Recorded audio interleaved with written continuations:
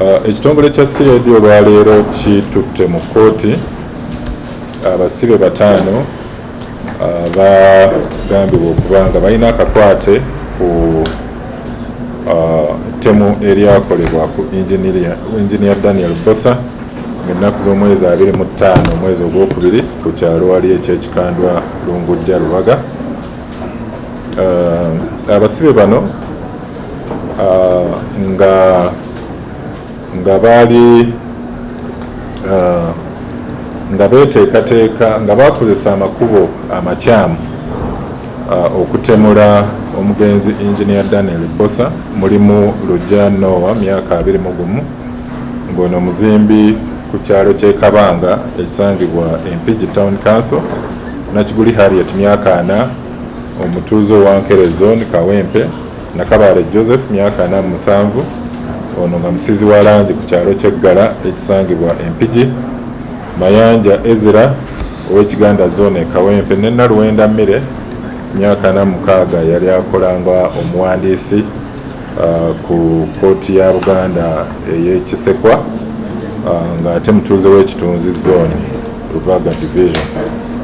Kaweefube ow'okulondoola n'okunoonya n'okuwenja Lujja Bosa tabula mu buli nsonda yonna gy'ayinza okuba nga yeekwese kukyagenda mu maaso, era tweyongera okukubiriza bannayuganda nti akasiimo aka miliyoni 10 kakyaliwo akateekebwawo ku oyo ayina amawulire agasobola okututuusa ku Lujja Bosa tabula gy'ayinza okuba nga yeekwese. Twafuna amasimu okuva e Kalangala, okuva e Buikwe, okuva e Ibanda.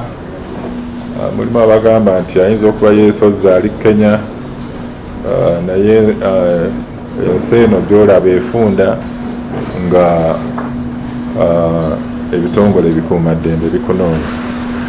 So ennamba gye tukubiriza abantu okweyongera okukuba nga balina amawulire amalungi eri 074 333 oba oyo yenna asobola okwetuukirira ku kitebe ekikulu ekya CID n'awaayo amawulire gano n'avaayo ne ssente ze emiliyoni 10. Naye naffe ng'ebitongole ebikuumaddembe twongedde amaanyi mu kunoonya ebifo mwe tusuubira nti Lujja Bosa tabula ayinza okuba nga yeekwese, kubanga twagala akwatibwe tusobole okuwunzika ekifaananyi kino ekyolukwe n'omupango nga bwe gwakolebwa okwaviirako ettemu lya Engineer Daniel Bosa. Should we do some sports or we just go on with this? When we talk about sports, you really don't want us to talk about some of the things which happened over the weekend. But anyway, katukole oluganda tumalirize kubanga abamu wetwogera ku by'omupiira tebayisibwa bulungi. Twagala okutandika n'obubaka obw'omumyuka oba Deputy Inspector General Police obw'okwagaliza abasiraamu bonna n'ab'emikwano bonna ab'obuyisiraamu ekisiibo ekirungi ekya Ramadan, eky'omwezi gwa Ramadan okwatandise olwaleero. Era Deputy Inspector General Police Major General Tumusiime Kasigazi ku lulwe ne ku lw'ekitongole ekipoliisi naye avuddeyo n'ayagaliza abasiraamu n'ab'emikwano bonna wano mu Uganda n'okwetooloola amawanga gonna ekisibo ekirungi eky'omwezi guno ogwa Ramadan. Era ffenna tukimanyi bulungi nnyo nti omwezi guno ogwa Ramadan gubeera mwezi mutukuvu nnyo ate gwa mugaso nnyo eri abasiraamu abakuŋŋaanira awamu mu mwezi guno okusaba, okusiiba n'okugoberera emisingi ogw'obusiraamu ogw'emirembe, okwagaliza, obumu n'ebirala n'ebirungi ebirala eby'amaanyi. Era ne mu mwezi guno abasiraamu bangi bavaayo ne balyoka baddiza abantu ba bulijjo nga bayita mu zakaate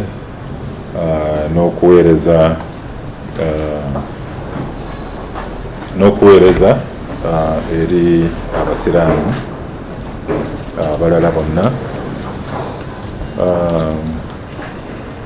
Era Deputy Inspector General Police asabye nti kiba kirungi nnyo okukozesa guno omwezi gwa Ramadan ng'abasiraamu ne bannayuganda bonna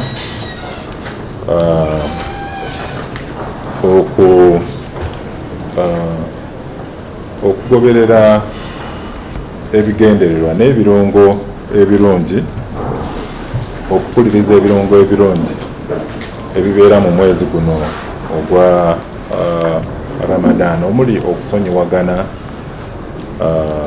omuli okwagaliza, n'okutambulira awamu mu kiseera kino eky'omwezi guno ogwa Ramadan.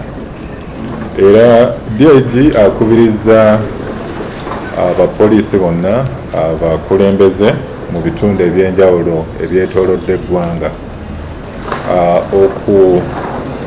okufunayo ennaku eziwerako mu mwezi guno ogwa Ramadan n'okusiibira wamu ne bannaffe abasiraamu, kuba kino kiyamba omupoliisi yenna at least okutambulira awamu n'okufuna ekifaananyi ekirungi ekya Ramadan.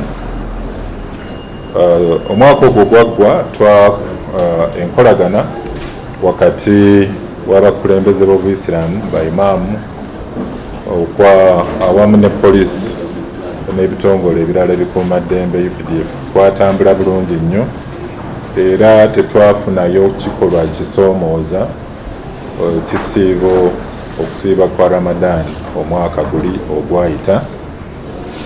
Era ne ku mulundi guno newankubadde tetunafuna mbeera etiisatiisa oba obulabe bwonna bwonna obwolekedde ekisiibo oba okusiiba kuno kwa Ramadan, tweyongera okukubiriza abasiraamu ab'emikwano bonna okuba nti bali bulindaala ate nga beetegereza buli kimu, beetegereza buli mbeera ne batambulira ne basiibira ne mu bifo mwe baba bagenda okusaala. Tuvuddeyo n'okuwabula okutonotono okusobola okuyamba okwekuuma mu kiseera kino eky'ekisiibo ekya Ramadan.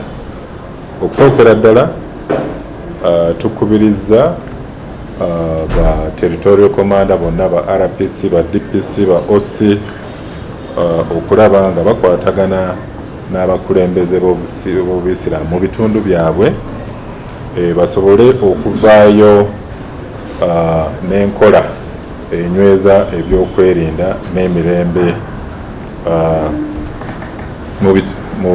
mu bifo abasiraamu baba bagenda okusaalira mu mizikiti egy'enjawulo, n'okusoomoozebwa kwonna kwonna okuyinza okuba nga kwolekedde abasiraamu mu kiseera kino. Ne tukubiriza n'ebitongole eby'Obuyisiraamu omuli emizikiti, Islamic Center n'amasomero okutondawo bukomiti obwa security oba obukulembera ebyokwerinda biyambe mu kutaasa kasita wabeerawo obulabe bwonna bwonna. Tusabye era baimaamu okuba nti balina contact list oba olukalala olwa bitongole ebikuumaddembe, network y'abaimaamu mu bitundu ebyenjawulo, awamu n'abo abalwanirira eddembe ly'Obuyisiraamu kisoboseze okuyanguya okugoberera ensonga kasita wabeerawo obulabe bwonna obwolekedde abasiraamu mu kiseera kino ekyokusiiba. Then tukubiriza n'abantu baffe okubeera ne smartphones ezisobola okubayamba okukwata vidiyo zonna ezeetoolera ku bumenyi bw'amateeka oba obulabe bwonna, kubanga obujulizi obwo bubeera bukulu nnyo nnyo nnyo. Then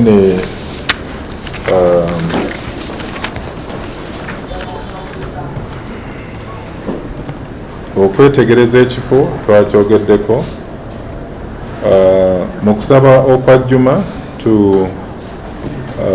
tusaba baimaamu mu mizikiti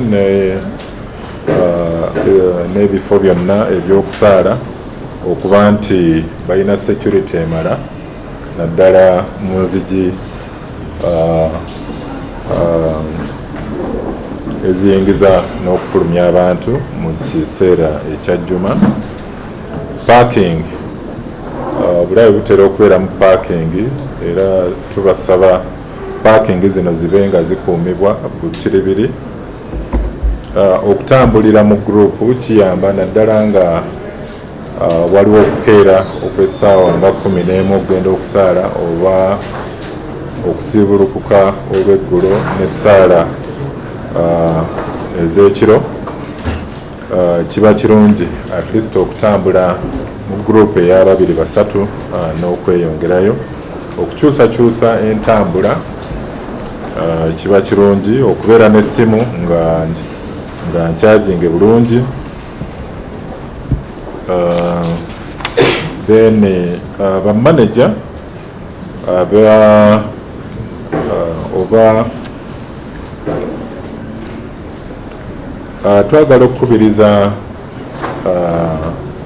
bamanager oba bo bonna abalina abakozi baabwe nga basiraamu okusookera ddala okubaagaliza omwezi omulungi ogwa Ramadan, n'okuba nti balina okumanya nti mu zino ennaku ezisooka abasiraamu abamu bakaluubiririrwa mu kisiibo, so baba kisaana at least okufuna engeri gye tubayambamu okubawa akadde akawummulamu basobole okumanyiira ekisiibo wano nga kwakatandika.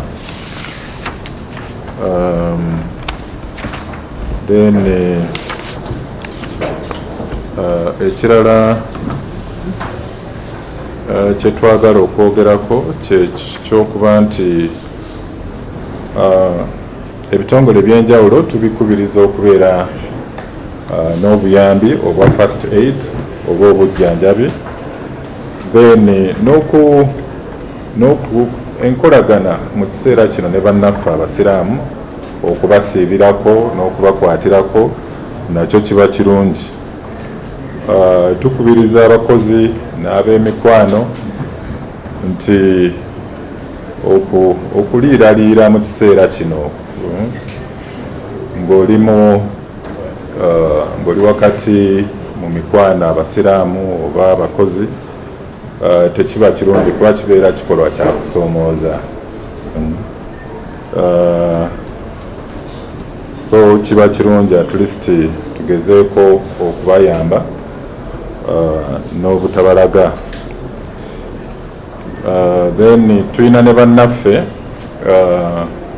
abagenda okukyalira bannaffe abasiraamu mu kiseera kino ekyokusiiba. Ennyambala erina okuba nga nnungi, ne bw'oba nga toli musiraamu ng'omukyala gezaako okwebikka.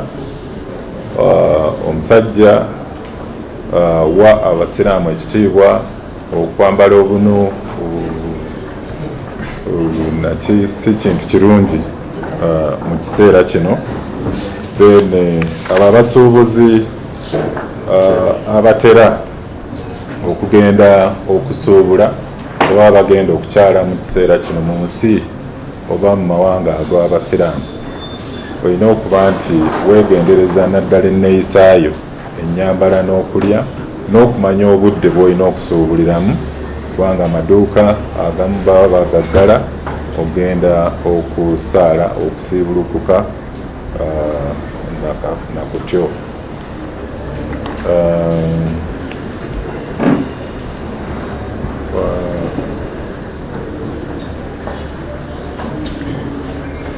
Then ndowooza byebyo mu bumpimpi, naye nga twagala okwaniriza omwezi guno ogwa Ramadan era n'okwagaliza bannaffe abasiraamu ab'emikwano bonna ekisiibo ekirungi. Wassalaamu alaikum warahmatullahi wabarakatuh.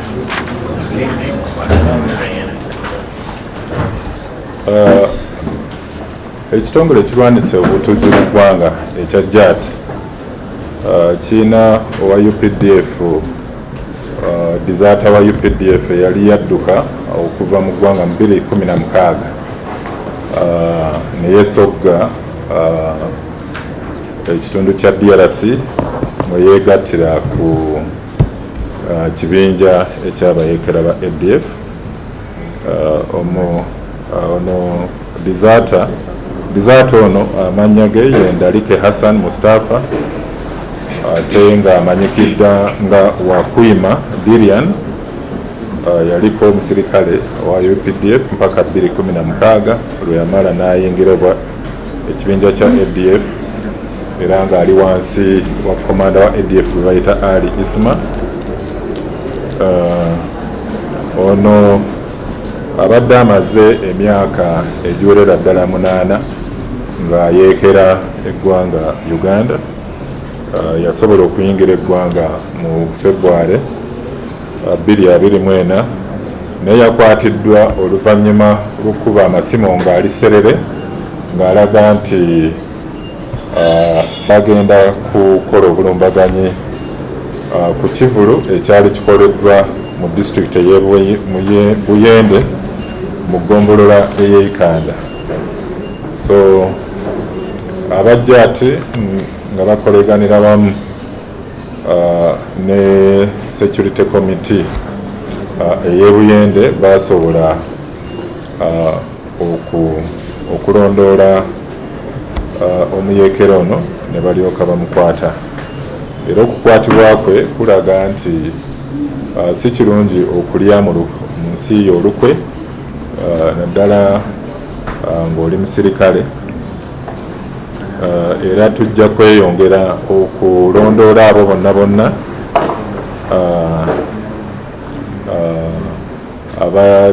naddala abasirikale abatera okulya mu nsi yaabwe olukwe ne balyoka beefuulira eggwanga lyabwe. So ne tweyongera okukubiriza abasirikale abapoliisi bonna abaawummula n'abakyaweereza kati okusigala nga bali ku mulamwa gwabwe ogw'okukuuma bannayuganda n'ebintu byabwe.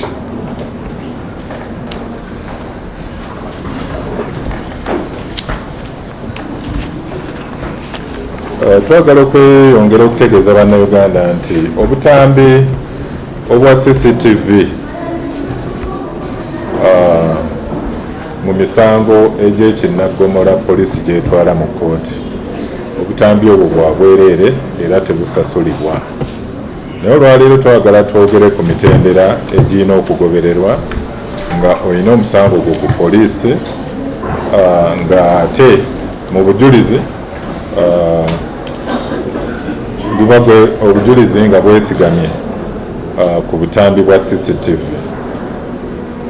Tukimanyi bulungi nnyo nti obutambi buno obwa CCTV buyamba mu kuggumiza obujulizi obuba bunoonyerezebwa obuba buno obubeera mu musango gwonna oguba gunoonyerezebwa ku poliisi oba oguba gwawawaabirwa ku poliisi.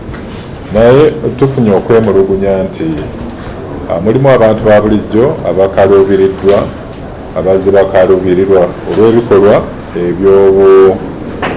ebyobuli bw'enguzi, abasirikale abamu abakyamu mwe bayitira okukansa abantu ssente basobole okubafunira obutambi buno. Obutambi buno tebulina kuweebwa muntu wa bulijjo. Obutambi buno oyo aba akola ku musango gwo alina okutegeeza owa CID, OCCID, District CID oba Divisional CID, Regional CID oba oluusi ku kitebe ekikulu ekya CID. N'amutegeeza nti waliwo akatambi oba wanawaddirizibwa omusango, waliwo kamera za poliisi ezaliwo oba kamera ez'abantu aba bulijjo. Kiyambe owa CID oyo okugenda mu maaso okutegeeza OC awandiike mu butongole eri ba technical officers oba abakugu abaddukanya offices zino eza CCTV mu divisions oba districts ez'enjawulo, then akatambi kagibwayo abakugu baffe aba IT ne balyoka bakakwaswa OCCID, then ono akola ku musango n'akakuuma engeri nti bubeera bujulizi obulina okukuumibwa mpaka nga butwaliddwa mu kkooti. So n'olw'ensonga eyo twagala tutegeeze abantu baffe nti oyo akola okunoonyereza, mu kunoonyereza kwe yasalawo nti waliwo obujulizi obw'akatambi aka CCTV akeetaagisa, then ng'emitendera egyo gigobererwa. Gwe ng'omuntu wa bulijjo tokkirizibwa kukwata ssente ziwawa poliisi, tokkirizibwa kukwata kkubo ogenda kuyingira mu CCTV center kubanga tulina ebifaananyi bye tulabye ng'oli ali mu CCTV, ekyo kibeera kikyamu. So kyovudde olaba tuvuddeyo olwaleero tutegeeze abantu baffe. Naye nga mulimu emisango egy'engassi oba civil matters, ng'oluusi akatambi ka poliisi kayamba mu kunyweza obujulizi n'okulaga engeri oli gye yakosebwamu oba mu accidenti oba n'ensonga endalalala. Kati ng'aba URA batera okutusaba okubafunira obutambi obwo era ne babusasulira mu butongole, oweebwa ka invoice n'ogenda n'osasula mu banka n'ojja ne bakuwa akatambi ako n'okakozesa mu bwannannyini mu misango gyo egy'engassi. So ekyo kye twagadde tusobole okutereeza. Ekitongole kya poliisi kivuddeyo n'okwemulugunya ku ka advert aka Jessa juice, ku kalango ka Jessa juice akatambula nga kalaga omusirikale ayambadde uniform ezeefaananiriza aba traffic, ng'ono ayimiriza emmotoka nga bulijjo mu mirimu gya traffic asobole okukebera emmotoka eyo oba erina ebisaanyizo ebyokubeera ng'etambulira ku nguudo oba nedda. Akatambi kano engeri gye baakafulumyamu kalaga omusirikale ono owa traffic nga amaze okuyimiriza emmotoka nga tannaba nakutandika kugyekebejja, yalingiriza mu mmotoka n'alaba abaana nga banywa kajuisi kano aka Jessa juice, era naye nga kalaga nti owa traffic yali atidde nnyo kubanga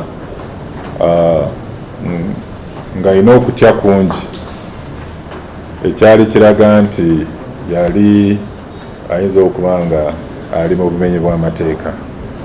Omusirikale ono yali mu byambalo ebyefaananiza ebya traffic, yava ku mulimu gwe n'atandika okunywa. Bamuwaka ka packet akajesa juice ke yatandika okunywa n'awoomererwa, n'ava ku mulimu gwe ogwa traffic n'abagamba musobola okugenda ng'emmotoka tagikebedde n'agikebera. Akatambi kano kalaga nti omusirikale ono osobola okumugulirira ng'okozesa ka juice kano akajesa, ate kalaga nti ono driver yagulirira omupoliisi ono nga n'abaana bano abato baali balaba nga agulirira omupoliisi n'akapaketi kano akajesa juice, nekiba nti kaali kalaga abaana bano nti osobola okuyitira mu makubo osobola okuyitira mu makubo amakyamu n'ogulirira omupoliisi mu ngeri efaanana bweti osobole okuyitawo. So mu ngeri y'emu tubeera nga abalaga abaana ekifaananyi ekikyamu eky'okwettanira ebikolwa eby'obukenguzi n'obuli bw'enguzi. Lwaki tuvumirira akatambi kano?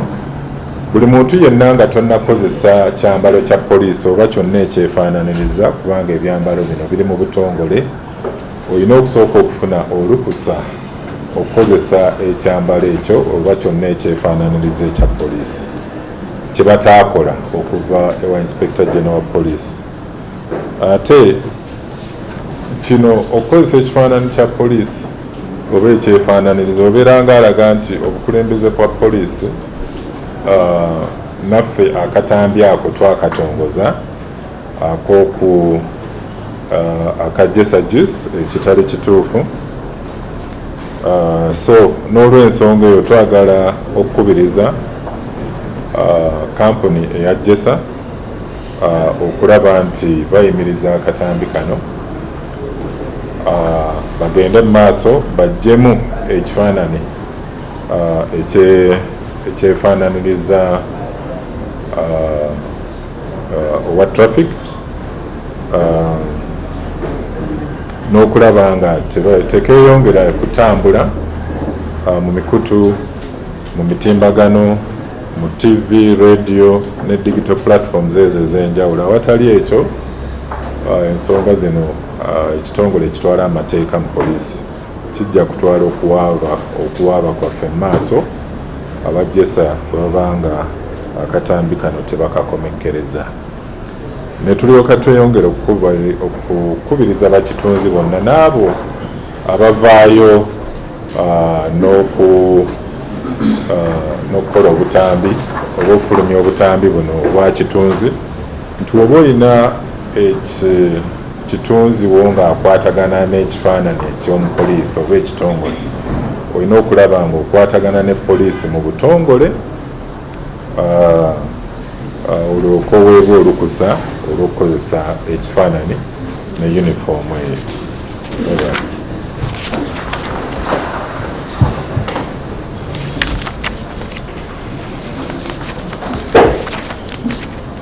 Tulina emisango ng'esatu egy'abantu ba bulijjo abeenyigira mu kukozesa obukyamu ebyambalo eby'amagye, era nga bano bagguddwako emisango egy'okubeera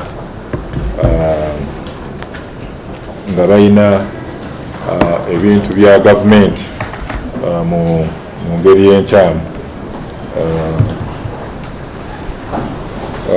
Okusookera ddala mu kitundu ky'Esserere mu East Kyoga tulina abaami babiri omuli Obokol James Peter myaka 2 ne Emode Pascal 17. Bano basangiddwa ne uniform eya UPDF omuli jacket, esaati ekicupa ky'amazzi n'ebigadzi bino ebyokumaviivi n'enkokola, nga yunifoomu eno bano babadde bagikozesa okuviira ddala mu 2018 era abantu mu kwemulugunya kwabwe mu disitulikiti ey'Esserere ne bategeeza poliisi ne basobola okukwatibwa. Balaga nti yunifoomu eno yali ya muganda waabwe anko waabwe oba kojja waabwe gwe bayita Akol Jesse eyafa mu 2018 naye tebaagiwaayo mu butongole mu magye. Ejjinja mu kitundu ky'Ejjinja CPS nabo balina abaami basatu omuli Mugarra Amos, Balayo Derek ne Banjira Emmanuel abasangiddwa n'ebyambalo by'amagye ebya UPDF mu bukyamu omuli n'eddaala erya Lieutenant. Uniforms zino basangiddwa nazo mu mmotoka ekika kya IST namba UBA 249J mu kitundu ky'e Mafuubira. Mafuubira, kino ekitundu kya Mafuubira tuzze tukwata abantu bangi abazze beenyigira mu bumenyi bw'amateeka. So bano bakwatiddwa era tugezaako okulondoola okulaba emisango gye bazze nga bazza nga bakozesa uniforms zino. Ekyotera poliisi y'Essanje nayo yakutte omwami gwe bayita Semiryango Richard ate nga ye yeeyita Dog City w'emyaka 24 yakwatiddwa mu kitundu ky'Ekimukunda BLC Kasasa oluvannyuma lwa poliisi n'amagye okufuna amawulire agalaga nti ono yali yatwala uniforms n'aziteresa omukyala gwe bayita Nassazi Sharon myaka 37 era